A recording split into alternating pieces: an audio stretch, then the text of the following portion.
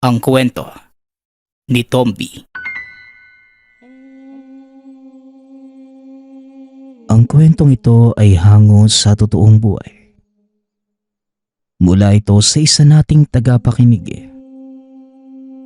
Naitago na lang natin sa pangalang Mario. Salaysay ito ng lolo niya na si Tata Pepe. Taong 1963. Leganes, Iloilo.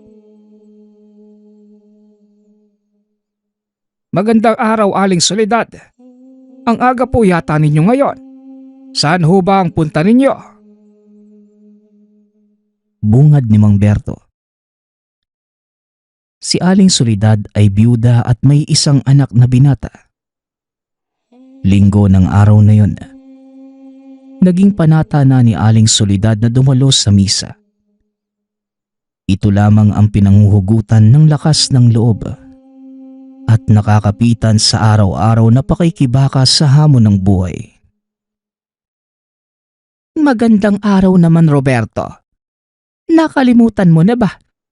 Linggo at unang misa sa buwang ito. Syempre, kailangang maaga tayo sa simbahan. Ikaw ba? Kailan ka ba susubok na magsimba, Roberto? Tugon ni Aling Soledad. Hindi naman nagsalita pa ang lalaki, kaya nagpatuloy na ang matanda sa simbahan. O siya, aalis na ako ha. Pakitignan na lang si Pepe. Napasarap ang tulog eh. Sabihin mo sa kanya yung mga ibiniling ko. Naroon lang ako sa simbahang kamo. Dagdag ni Aling Soledad. Matapos ito, tumuloy na sa paglalakad ang matanda. Ay, ang matandang to talaga Nagtatanong lang naman eh. Wika ni Mang Berto sa sarili. Samantalang sa bahay naman ni Aling Soledad, naroon at gising na si Pepe. Nagpapanggap lamang itong tulog para hindi mapilit ng ina na magsimba. Tamad si Pepe sa mga ganitong bagay. Mas gusto pa niyang pumunta ng bukid at sa kakahuyan. May-ari sila ng sakahan sa lugar. Marami silang tauhan na nagsasaka para sa kanila. Wala namang hilig si Pepe sa pagtatanim at pagbungkal. Madalas lamang siyang naroon para makipagkwentuhan sa mga magsasaka at umiwas sa utos at sermon ni Aling Soledad. Ikaw talaga, Pepe. Nagtutulog-tulugan ka na naman Umalis na ang nanay mo. Ang sabi, ikaw na muna ang bahala sa kalabaw niyo. Pagkatapos sumunod ka daw sa kanya sa bayan. Alam mo naman kung saan siya makikita Wika ni Mang Berto. Si mama naman kasi, ayaw paawat sa pagyayaya sa simbahan. Ang sabi pa masusunog ako sa impyerno kapag hindi ako nagbago ng ugali. Isa pa po aantukin lang ako sa simbahan. Di mas magagalit lang si nanay sa akin. Rason ni Pepe. Pumunta naman kagad ito sa bukid para tignan ang kalabaw. Iniisip pa ni Pepe kung susunod ba siya sa bayan o muling irarason na hindi siya nasabihan ni Mang Berto.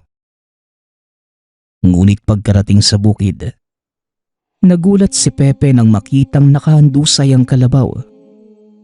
Puno ng kalmot at kagatang katawan at pira-piraso na tila nilapan ng mabangis na hayop. Napatakbo si Pepe papunta kay Mang Berto para humingi ng tulong. Masyado pang maaga ng mga sandaling yun, kaya wala pa ang mga manggagawa. Mang Berto, tulungan niyo ako. Yung kalabaw po namin, pinatay po. Warak yun tiyan niya. Ano pong gagawin ko? Tanong ni Pepe. Kaagad namang lumabas ng bahay si Mang Berto at lumapit kay Pepe. Ano bang nangyari? Warak ang tiyan ka mo. Ang mabuti pa pumunta ka muna kila Kapitan. Tatawagin ko lang sila Tomas ang matignan namin. Sabihin mo sa Kapitan ang nangyari. Pasunurin mo sa bukid. Tugon ni Mang Berto. Kagad namang sumunod si Pepe at patakbong pumunta sa tahanan ng kapitan. Habang si Mang Berto naman pinuntahan ang mga trabahador ni Aling Soledad at ipinaalam ang nangyari sa kalabaw ng amo. Ganun ba, Berto? Ilang araw na rin kaming nakakakita ng malaking asong umaaligid. Akala ko naman, asong ligaw lang kaya hinayaan ko. Sigurado ko, siya ang pumatay sa buntis na kalabaw ni Aling Soledad. Wika ni Mang Tomas. Ang mabuti pa, samahan niyo ko sa bukid. Kailangan ng mailibing ang hayop na yon. Tugon ni Mang Berto. Samantala sa tahanan naman ng kapitan. Kapitan, pinapunta po ako ni Mang Berto dito. Nakita po yung kalabaw namin. Wasak ang tiyan. May pumatay po sa alaga namin. Ano pong gagawin ko? Nasa bayan pa po si nanay eh. Wika ni Pepe sa kapitan. Magandang umaga, iyo. Kumalma ka muna. Hayaan mo at papaimbestigahan natin ang nangyari. Ang mabuti ba ipapasundo ko na lang ang nanay mo sa bayan. Baka maghapon na naman yun sa simbahan eh. Alam mo naman si Aling Soledad. Tugon ng kapitan. Matapos yon mabilis na kumalat ang balita sa lugar. Maraming haka-hakang bumalik muli ang aswang na namiminsala ng kabuhayan, pati na rin ng kapayapaan ng baryo. Walang may alam kung saan ito nagmula.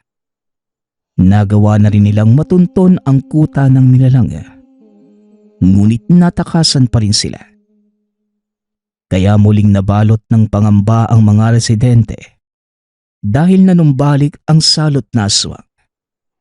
Siguradong maaapektuhan na naman ang araw-araw nilang pamumuhay. Nang makarating naman kay Aling Soledad ang nangyari, halos atakihin ito sa puso sa nalaman.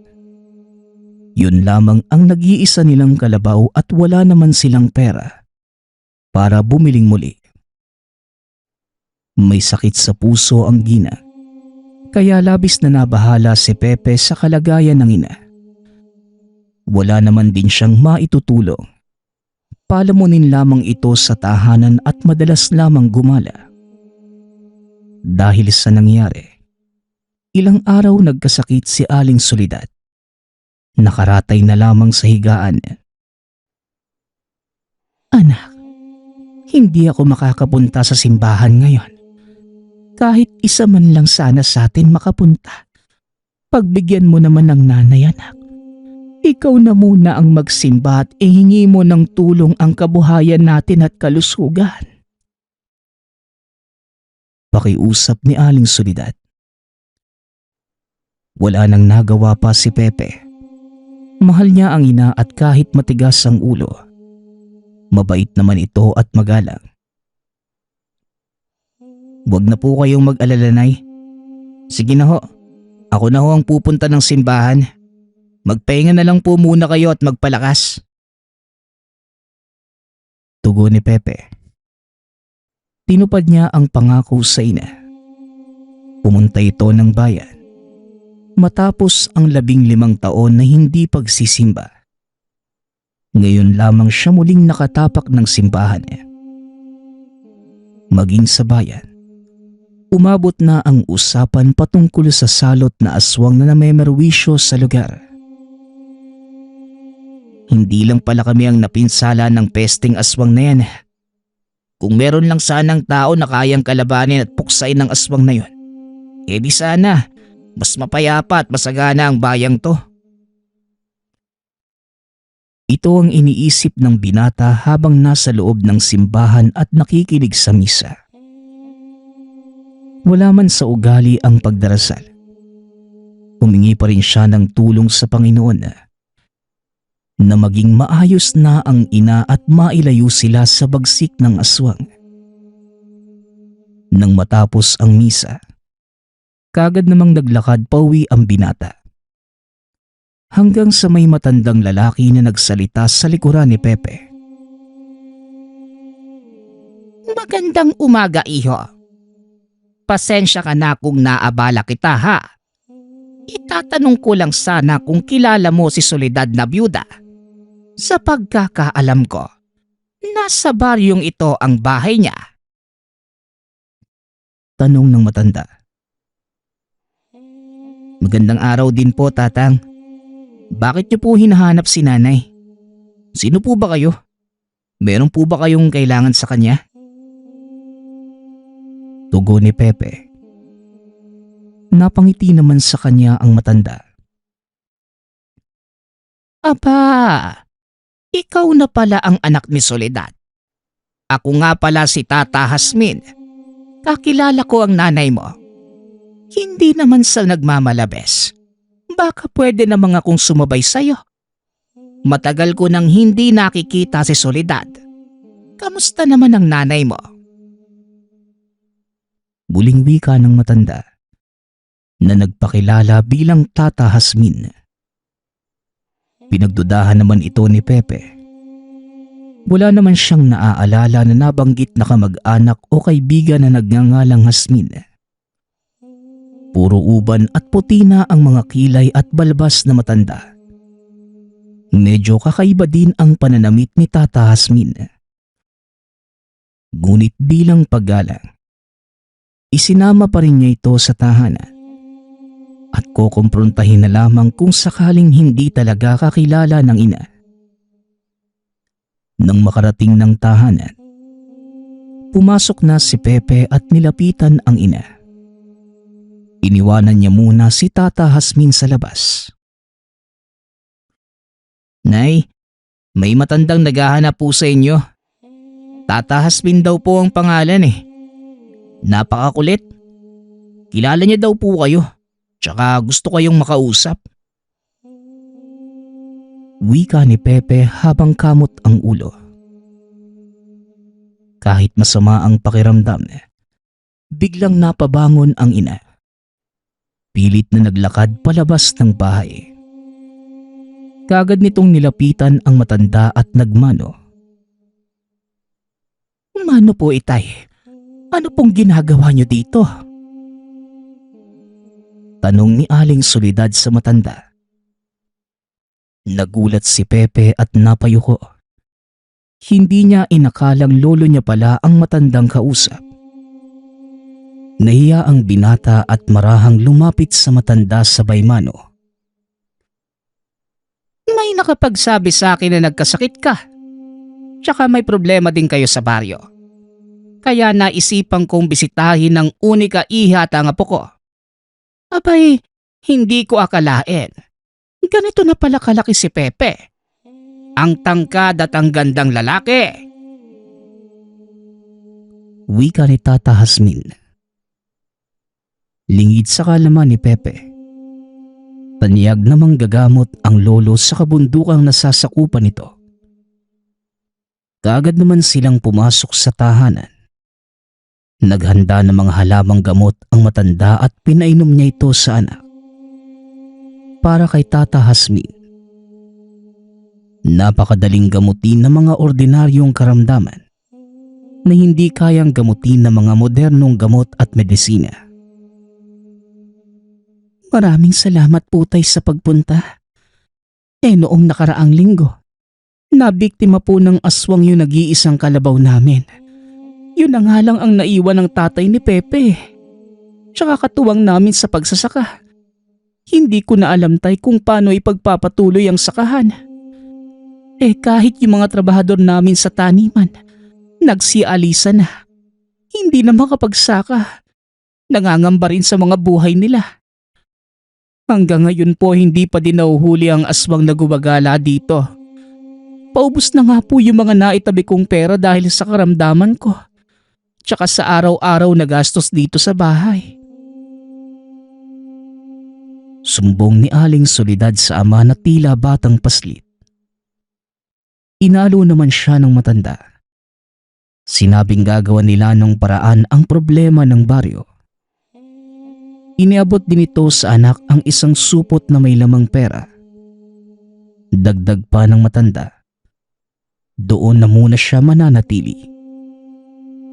Mabilis namang lumipas ang mga araw.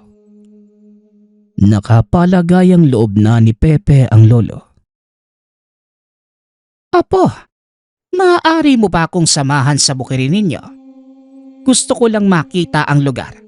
Nang matignan kung may mga posibleng bakas ng hinihinala niyong aswang doon. Habang hindi pa huli ang lahat. Matigil na itong takot na bumabalot sa baryo niyo. Hindi kasi pwedeng ganyan. Mas lalong natutuwang manalasa ang nilalang kapag nalaman niyang takot sa kanya ang mga residente. Wika ni Tata Hasmin. Dahil bago ito sa kanya, napaisip si Pepe. Anong magagawa ni Tata Hasmin sa aswang? Gayong kahit mahusay na mga ngaso ay walang magawa dito. Ngunit sinamahan pa rin niya ito sa bukid.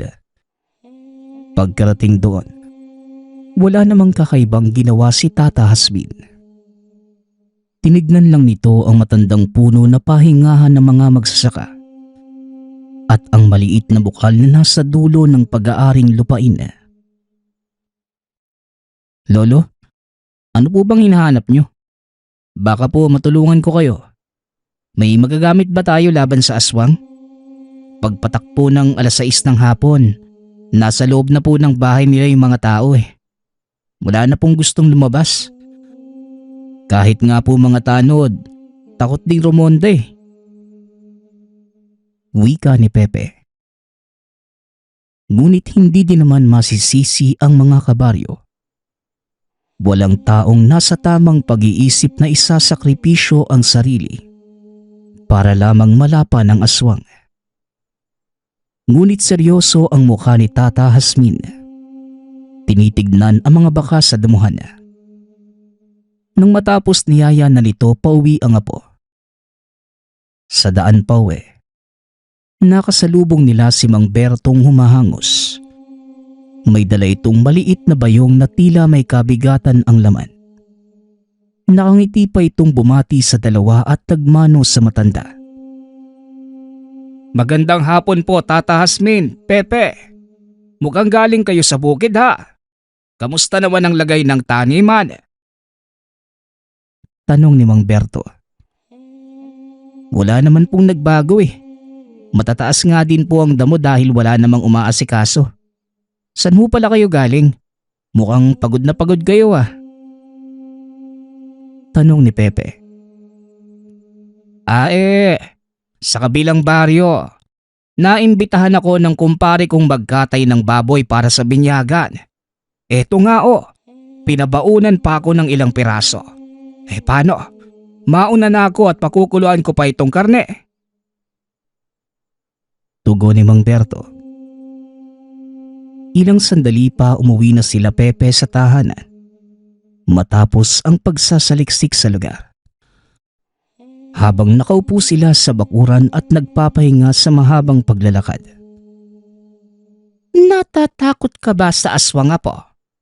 Kung hindi, samahan mo ko mamayang gabi nang mapatunayan natin yang tapang mo.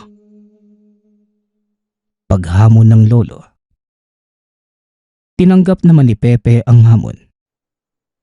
Naghanda na ito at hinasa ng maigi ang itak na balak niyang dalhin kinagabihan.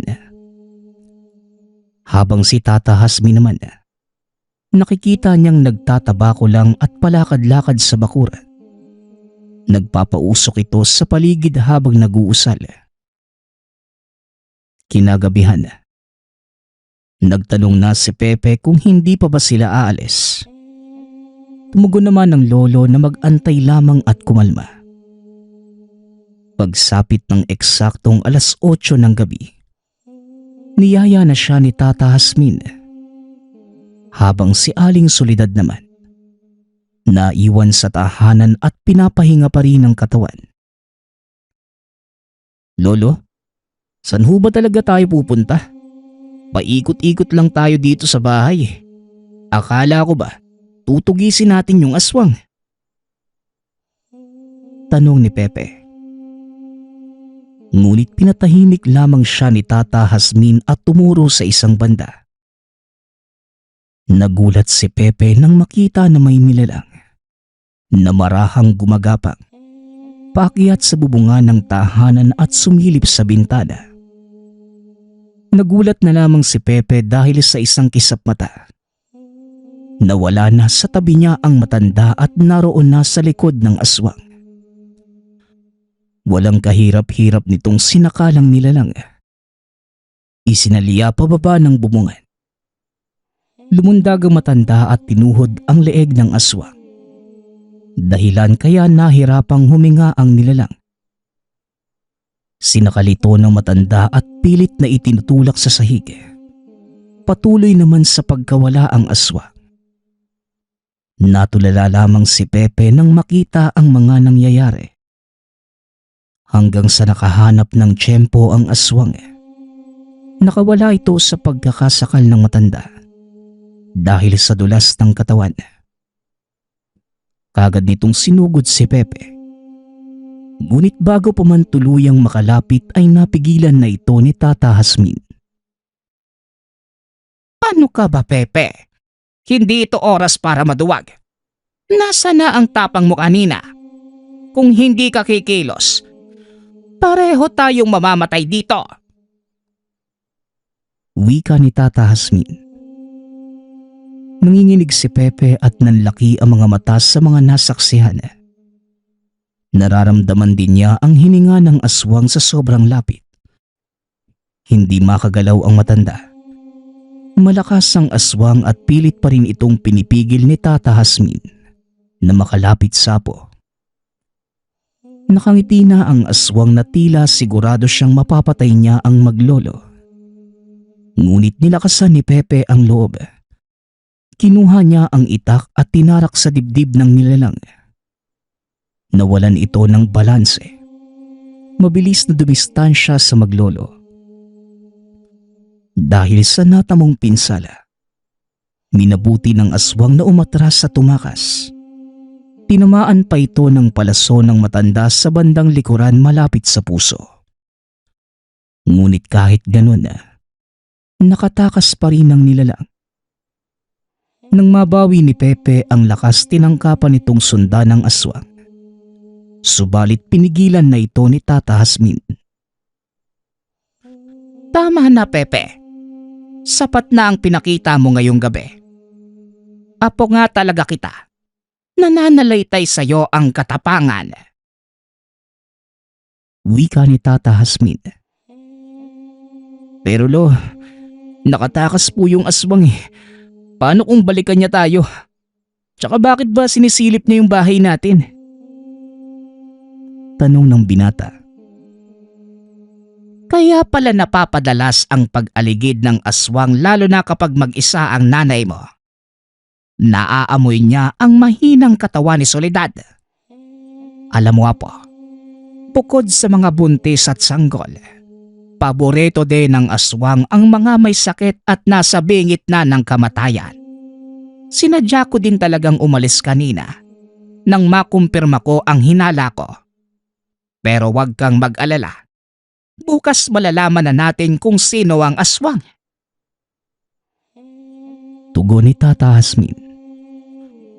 Habang nakakbay sa apo at papauwi ng tahanan. Kinabukasan, hindi nagkamali ang matanda.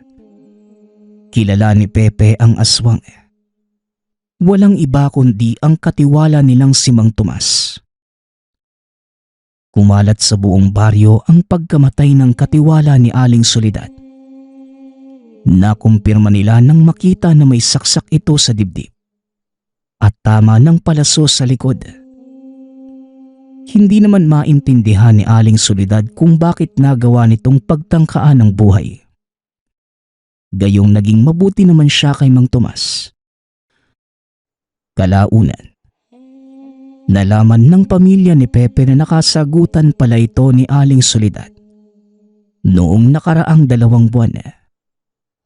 Buwabali sana ng pera si Mang Tomas para sa pagpapagamot ng anak. Ngunit tinanggihan ni Aling Soledad. Hindi pinahiram dahil baon na ito ng utang sa kanya. Hindi naman namatay ang anak ni Mang Tomas. Ngunit nagtanim pala ito ng sama ng loob at nagawang kulamin si Aling Soledad. Buong akala ni Pepe dahil lamang sa sakit sa puso. Ngunit nang magawa itong mapagaling ni Tata Jasmin, saka nito napagpasyahang aswangin ng ginang.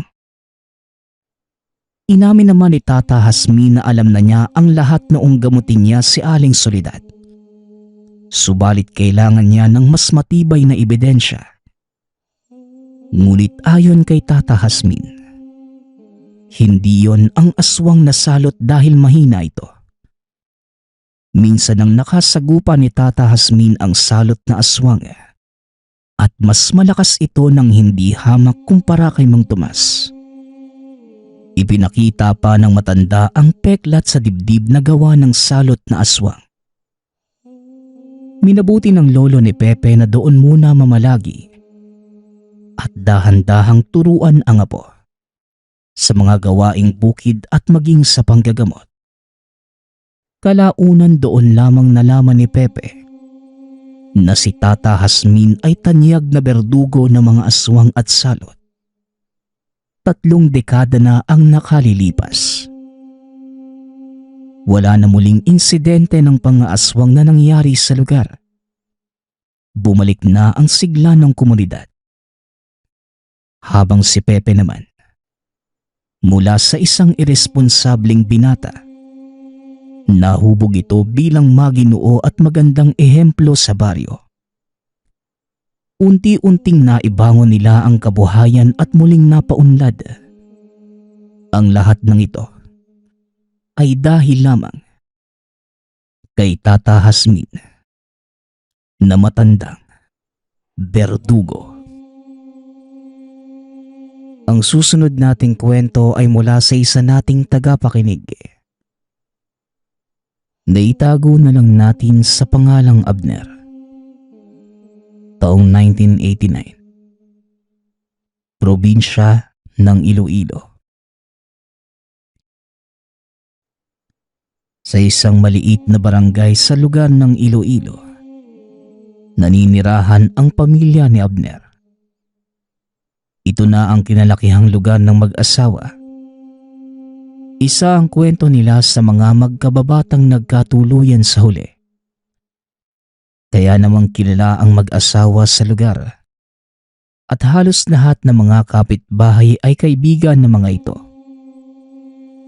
Maituturing na maayos naman ang pamumuhay. Mabuti ang pamamalakad ng mga opisyales sa lugar. Sa katunayan, may inilaan ang kapitan na bukid para pagtaniman ng sino mang gustong kumita sa pamamagitan ng pagtatanim. Isa na dito si Abner. Sapat lamang ang nakukuhang pera sa pagbebenta ng mga gulay kaya paminsan nagtatrabaho pa ito bilang kargador sa palengke. Samantalang ang asawa naman naglalabada sa mga kapitbahay para ipandagdag sa baon ng anak. Pinipilit nila itong itaguyod upang makapagtapos ng pag-aaral. Anak, sinisigap naming itaguyod ang pag-aaral mo. Yan lang ang maiiwan namin sa'yo kapag nawala kami. Wika ni Abner. Hindi naman tumugon pa ang anak at ngumiti na lamang sa ama. Isang araw, matapos makapagbenta ni Abner ng mga naaning gulay, masaya itong bumili ng 1 kilong karne sa tindahan para maiulam mamayang tanghali. Minsan lamang makakain ang pamilya ng masarap. Kaya tuwing may ganitong pagkakataon, talagang labis ang pasasalamat ni Abner sa Diyos. Habang naglalakad pa uwi, napapangiti na lamang si Abner dahil batid niyang matutuwa ang anak. Nang makauwi sa tahanan, kaagad siyang sinalubong ng asawa. Abner, naku ang anak mo. Masakit daw ang likod. Umiiyak sa sobrang sakit. Hindi ko naman alam kung napano. Wika ng asawa ni Abner. Kaya namang kagad itong pinuntahan ni Abner. Nagmamadaling dinala ang anak sa manghihilot. Pagkarating sa lugar, kagad namang hinagod ng manghihilot ng paulit-ulit ang likod ng anak. Nako, may mga ugat na namamaga sa likod ng anak ninyo. Tila nagkabuhol-buhol. Kaya yon ang dahilan kung bakit sobrang sakit ng nararamdaman niya. Wika ng manghihilot. Nang matapos ang panghihilot, hindi naman gaanong nagtagal ang pamilya sa lugar. Kagad nang umuwi para makainom ng mga papakuluang herbal na gamot ang anak. Samantala, pagka-uwi sa tahanan ay kagad nang naghanda si Abner ng mga iinuming gamot ng anak at nagluto na din ng makakain. Hindi naman nasayang ang biniling karne dahil kahit may sakit ang anak. Natuwa at nagpasalamat pa rin ito sa kanya dahil sa masarap na tanghalian. Habang naghuhugas ng mga pinagkainan, galing sa kinatatayuan ni Abner, natanaw niya sa maliit na butas ng dingding na kawayan ang kapitbahay na tila hindi pa kumakain. Si Mang Tugado na nakatira halos kadikit lamang ng tahanan. Bulag man ang matanda, ngunit nakakamangha na kaya nitong mamuhay ng mag-isa. Dahil sa tagal na niyang nakikita si Mang Tugado at binibigyan ng pagkain, naging kaibigan na niya ito. Kaya kahit may ginagawa, kumuha si Abner ng tirang pagkain sa tahanan at binigay sa matanda. Magandang tanghali, Mang Tugado. May dala po akong pagkain Ipapatong ko na lang po sa lamesa malapit sa pinto. Kainin niyo na lang po ha. Masarap po yan at ako ang nagluto. Pabirong wika ni Abner. Aba Abner, maraming salamat sa pagkain ha. Nako, sa amoy pa lang mukhang masarap na ang ulam niyo Tugon ni Mang Tugado. Napangiti din si Abner sa sinabi ng matanda. Hindi naman ito nagtagal pa at kagad nang bumalik ng tahanan para ipagpatuloy ang paghuhugas. Buong maghapong tulog ang anak. Hinayaan na lamang ng mag-asawa dahil baka epekto lamang iyon ng iniinom na gamot. Hanggang sa sumapit ang 6:00 ng gabi.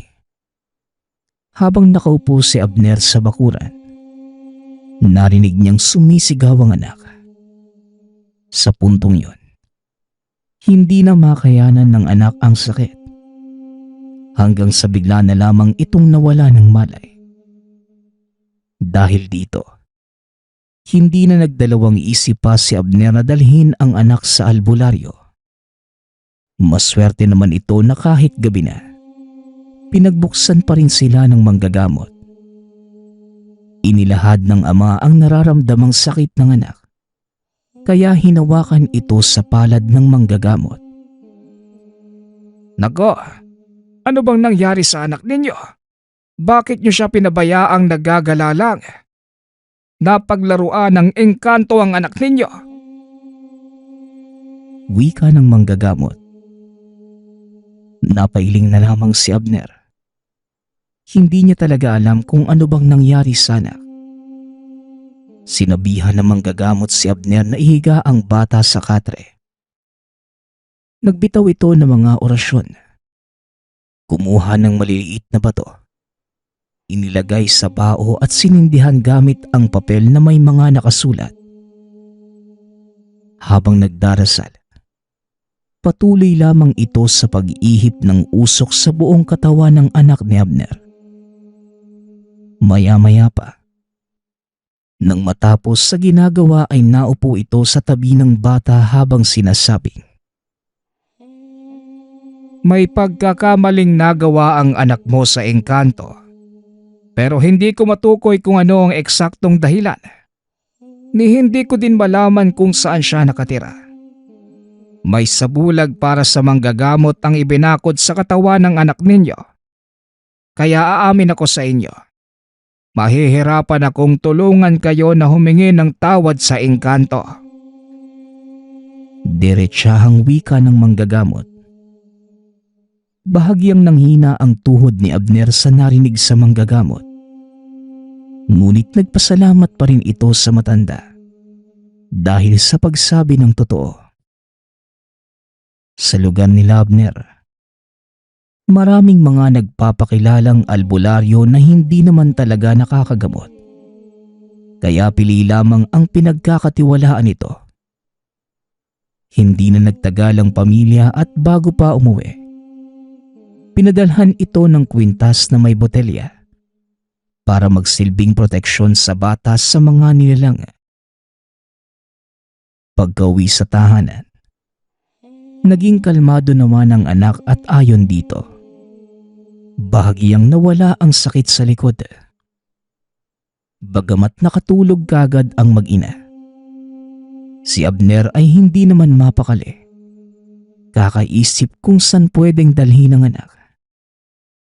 Hanggat maaari, nais nang maipagamot ni Abner ang anak dahil doble ang sakit na nararamdaman sa tuwing nakikitang nahihirapan ang anak.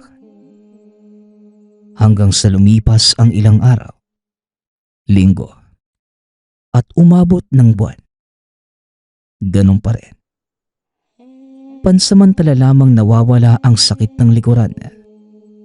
Ngunit pabalik-balik ang sobrang kirot. Wala pa ring albularyong nakakagamot sa anak. Marami pa silang napuntahan ng mga manggagamot. Ngunit ni isa, wala namang nagawa para mapabuti ang lagay ng anak. Kaya naman hindi maiwasan ni Abner na mawala ng pag-asa.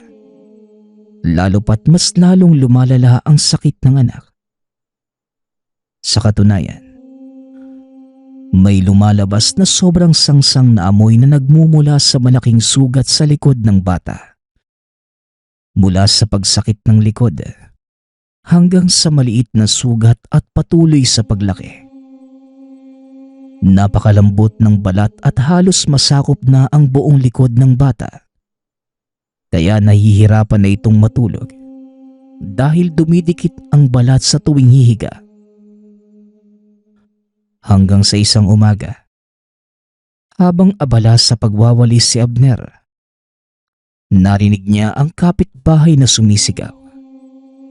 Kaagad namang lumabas ng tahanan si Abner at nang mapuntahan, naabutan niya si Mang Tugado na nakasubsob sa lupa habang pilit na kinakapa ang bawat sulok ng tahanan. Kaagad itong tinabihan ni Abner. Tinanong kung ano ang hinahanap. Hinahanap ko yung botelyang may laman na pulang tubig. Nandito lang yung kagabi pero hindi ko na mahanap ngayon. Hindi ko sigurado. Parang may narinig ako kaninang pumasok sa bahay ko. Wika ng matanda. Kaagad namang tumulong si Abner sa paghahanap sa palibot ng tahanan. Natagpuan niya ang botelya ng matanda na nakabaon sa lupa sa likod bahay. Pagkabot sa matanda, ganoon na lamang ang pasasalamat nito na tila napaka-importante ng bagay na yon sa kanya. Hindi naman nagtanong pa si Abner patungkol sa botelya at kaagad nang bumalik sa tahanan para bantayan ang anak. Noong araw na yon, may pinuntahang manggagamot sa kabilang baryo ang asawa ni Abner. Maghapon itong nanatili lamang sa tahanan at halos hindi na niya matignan ang anak dahil sa kalunos-lunos na itsura.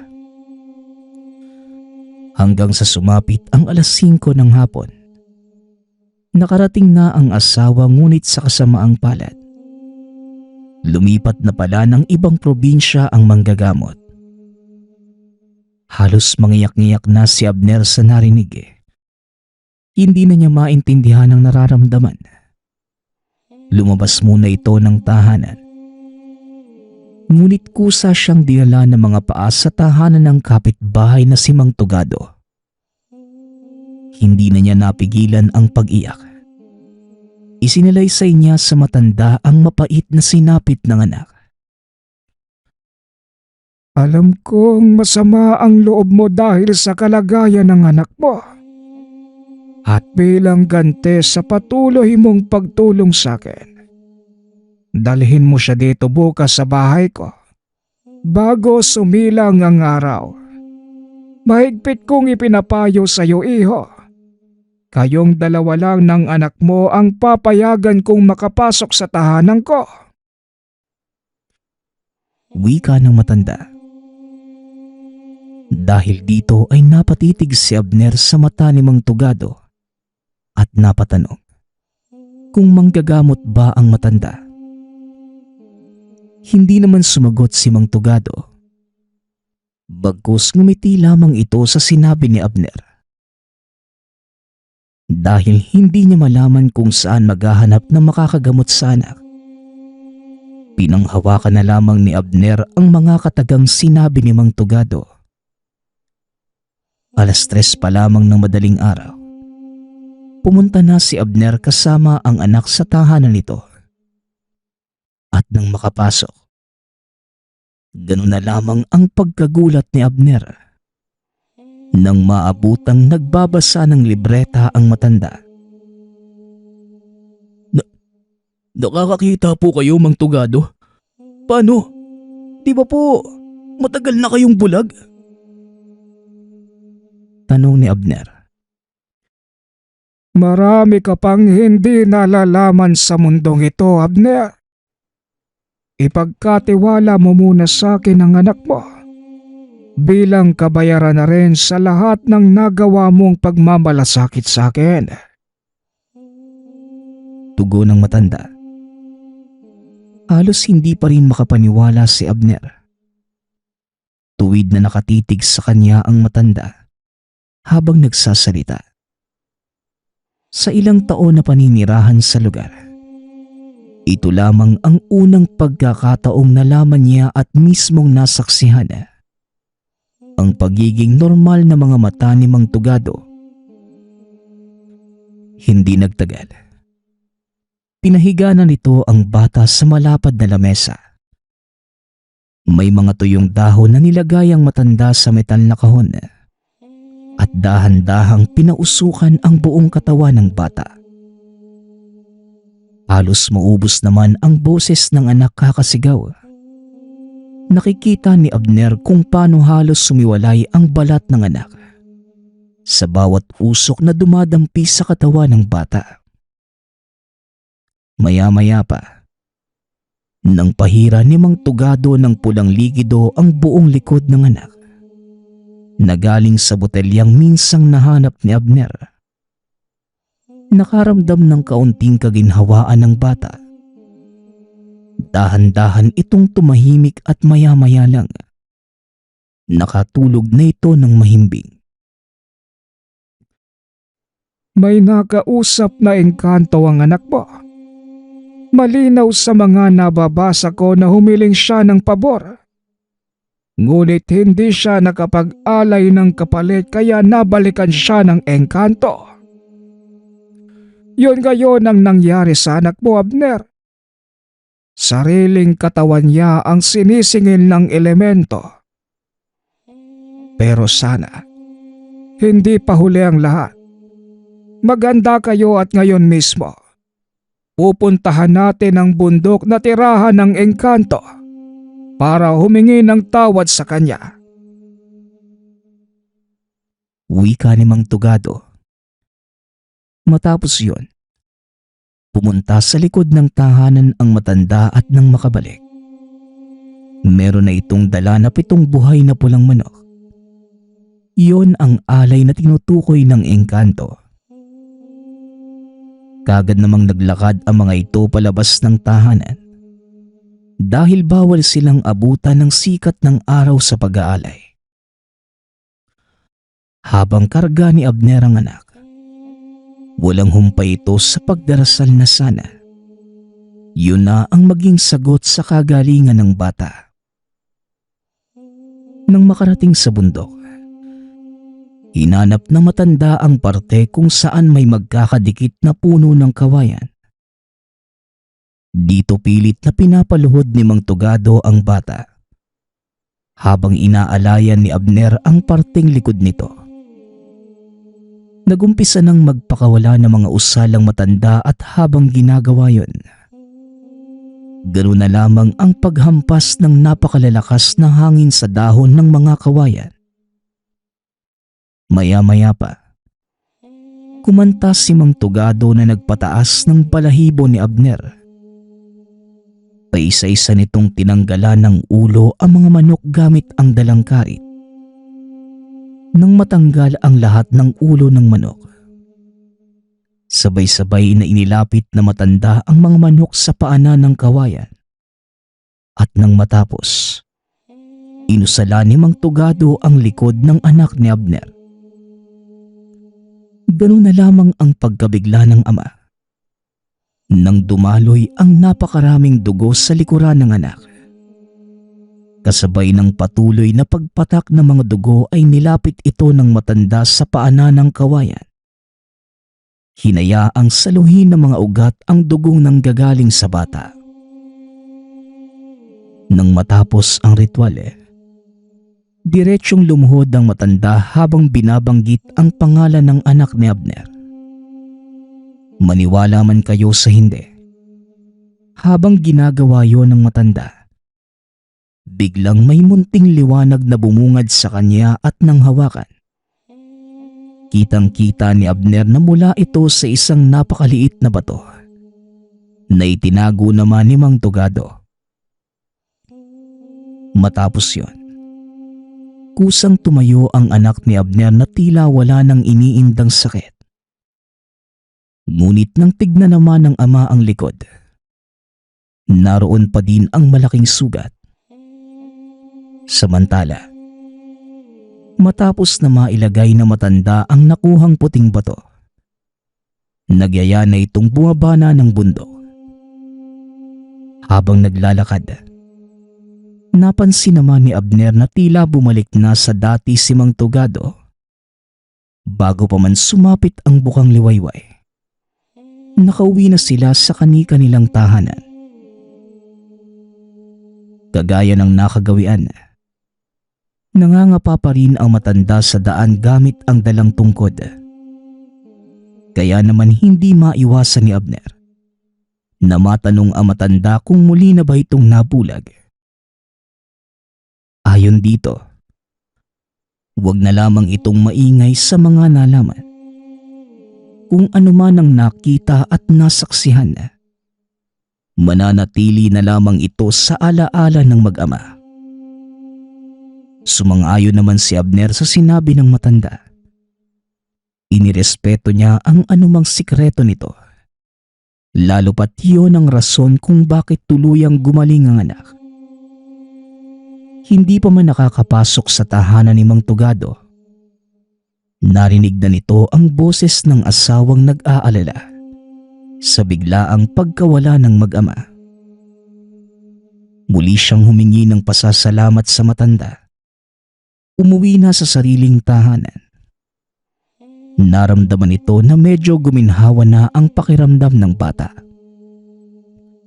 Maayos na ang paghinga at wala na itong iniindang sakit. Maging ang mga sugat ay tila naging malaking peklat na lamang. Paulit-ulit na nagtatanong ang asawa ni Abner kung saan dinala ang anak. Ngunit ang tanging nairarason na lamang, sinamahan siya ni Mang Tugado sa isang kakilala. Hanggang sa lumipas ang ilang araw, buwan na taon, tuluyan ng naging maayos ang kalagayan ng anak. Nakakapagtrabaho na rin ng walang pag-aalala si Abner. Samantala, madalas na rin ang pangangapit bahay niya kay Mang Tugado. Nagdadala ng mga makakain. Dahil sa mga pangyayaring yun, naging malalim ang pagkakaibigan ng magkapitbahay. Hanggang sa sumapit ang isa sa hindi inaasahang pangyayari ni Abner sa buhay na matandang kapitbahay. Alas 6 ng gabi, habang nagpapahinga sa sariling bakuran si Abner, narinig nito ang pagtawag ni Mang Tugado sa pangalan niya. Dali-dali namang pumunta si Abner para matugunan kung anuman ang kailangan nito. Ngunit sa puntong yon, naabutan na lamang niya ang matandang nakahiga sa harap ng rebulto ni Hesukristo. Nilapitan niya ang matanda. Dito dahan-dahang nagsalita ang naghihingalong si Mang Tugado. Maraming salamat, Abner. Isa kang napakabuting tao. Salamat sa walang sawang pagtulong mo sa akin. Pero hanggang dito na lang ang ating pagkakaibigan. Dahil babalik na ako kasama ang lumika at namayapa kong kamag-anak. Isa nga pala akong antingero, iyo. Bata pa lamang ako. Marami na akong naipon na iba't ibang uri ng mga anting-anting. Ngunit nanatili akong tahimik at tinago ko ang lahat sa pamamagitan ng pagpapanggap bilang bulag. Sa palagay ko noon, hindi ko pwedeng pagkatiwalaan ng mga tao dahil likas na talaga sa atin ang inggit. Ngunit salamat sa iyo, iho. Dahil napakabuti mo. Kaya medyo nasabi ko na hindi naman lahat ng tao ay masama. Diyan, sa paanan ng rebulto ni Hesukristo, kunin mo ang pulang tela. Sa loob niyan ay may iba't ibang uri ng anting-anting. Kunin mo ang maliit na puting bato at ibigay mo sa anak mo sa tamang panahon. At ang mga natira, isama mo sa hukay ko. Maraming salamat, Abner. Hanggang sa muli nating pagkikita. Wika ng matanda. Kaagad namang kinuha ni Abner ang pulang tela sa paanan ng rebulto. Dito niya nasilayan ang iba't ibang uri ng bato, sungay, buto at sari-saring anting-anting. Nang mahanap naman ni Abner ang puting batong ibinilin ng matanda, nabatid niya na ito mismo ang batong nakuha ni Tandang Tugado sa bundok ng gamuti ng anak. Nangakmang magtatanong pa sana siya sa matanda kung yon ang tinutukoy. Hindi na sumagot si Mang Tugado na tuluyan ng huminto sa paghinga. Dahil sa mga ibinilin, ang pamilya na ni Abner ang nagpalibing sa matanda. Dahil wala naman itong ibang kamag-anak sa lugar. Sa huling hantungan, kagaya ng sabi ng matanda, lahat ng anting-anting nito ay sinabay ni Abner sa ataol ni Mang Tugado. Bagamat napatanong ang asawa kung ano ito, nanatiling tahimik lamang si Abner at ang sinabi lang, iyon ang pinakabili ng matanda. Hanggang sa lumipas pa ang mga buwan na taon, nagpatuloy naman sa normal na pamumuhay ang pamilya ni Abner. Paminsan-minsan, dinadalaw nito ang puntod ng pumanaw na kaibigan. At kagaya dati, nagdadala ito ng mga paborito ni Mang Tugado. Hanggang sa sumapit ang ika-21 kaarawan ng anak. Dito lamang naipagtapat ni Abner ang bili ng matanda. Ngunit ayon sa bata, sariwa pa rin hanggang ngayon sa alaala niya ang mukha ni Mang Tugado. Dagdag pa nito, inaasahan na niyang mangyayari yun. Bata pa lamang, meron na itong mga pangitain na magiging albularyo siya sa hinaharap. Dito din nalaman ni Abner ang himiling ng anak sa kaibigang Engkanto. Humingi siya na mabigyan ng kakayahan para manggamot. At yun naman ang batong nakuha ni Tandang Tugado. Yun ang bigay ng Engkanto sa kanya. Dahil sa narinig, napatitig na lamang si Abner sa anak habang naaalala ang sariling ama. Ang tatay ni Abner, magaling na manggagamot noong nabubuhay pa. Ngunit hindi niya sinundan dahil wala siyang interes sa panggagamot.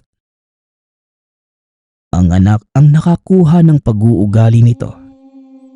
Kaya sa murang edad, alam na ang mga gustong gawin. Dahil sa sitwasyon, hindi na nahirapang ipaliwanag pa ng ama sa anak ang naging bili ng matanda. Sa katunayan, ito pa mismo ang nagpaintindi kay Abner ng ibang mga bagay na hindi alam ng ordinaryong tao. Sa paglipas ng panahon, hindi man umayon sa normal na pangarap ang kagustuhan ng anak. Sobra-sobra naman ang pagmamalaki ni Abner dahil maraming natulungan ang anak.